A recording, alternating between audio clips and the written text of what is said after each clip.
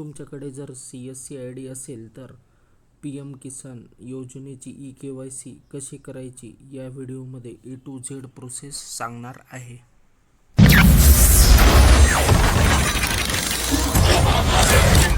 नमस्कार मित्रांनो, मी विशाल. या व्हिडिओमध्ये आपण पाहू PM किसान सन्मान निधीची eKYC थंब देऊन कशा प्रकारे आपण करू शकतो CSC ID मधून. चला तर व्हिडिओला सुरुवात करूया. सर्वप्रथम CSC चालकांनी pmkisan.gov.in या वेबसाईटवर यायचं आहे. त्याच्यानंतर राईट साईडला वर तुम्हाला एक्सटर्नल लॉगिन्स आहे, CSC लॉगिनला क्लिक करायचे. त्याच्यानंतर CSC ID टाकायचा आणि पासवर्ड टाकायचा. त्याच्यानंतर आपला कॅप्चर टाकून घ्यायचा आणि लॉगिनला क्लिक करायचे. लॉगिनला क्लिक केल्यानंतर बायोमेट्रिक आधार ऑथेंटिकेशन 2 नंबरचा ऑप्शन आहे, याच्यावर क्लिक करायचे.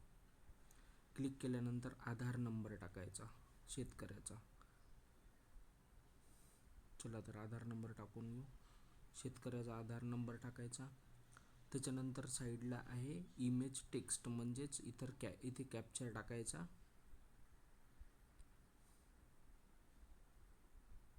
कॅप्चर टाकल्यानंतर इथे सर्च करायचं. सर्च केल्यानंतर इथे तुम्हाला 5 रुपयाचं पेमेंट करायचं आहे.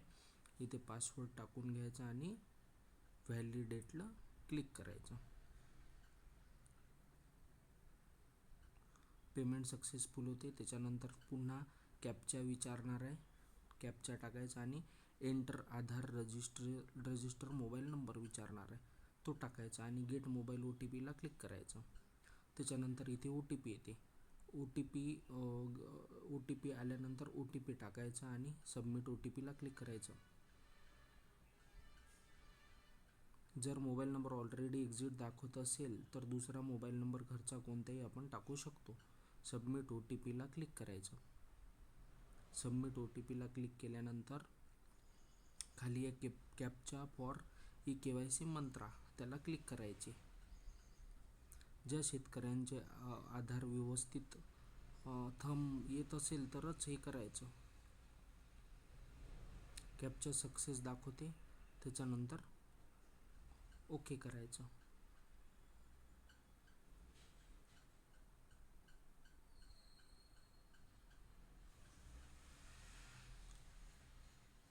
ओके केल्यानंतर सबमिटला क्लिक करायचे.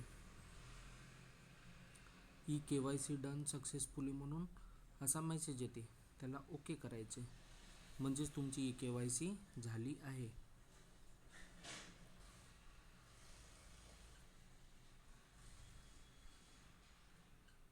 त्याच्यानंतर आपल्याला जर पाहायचं असेल कशी आपली eKYC झाली तर बायोमेट्रिक आधार ऑथेंटिकेशनला क्लिक करायचे. आपला आधार नंबर टाकायचा आणि इमेज टेक्स्टमध्ये कॅप्चा टाकायचा आणि सर्चला क्लिक करायचे. इथे दाखवता eKYC इज ऑलरेडी डन, म्हणजेच तुमची eKYC व्यवस्थितरित्या झाली आहे.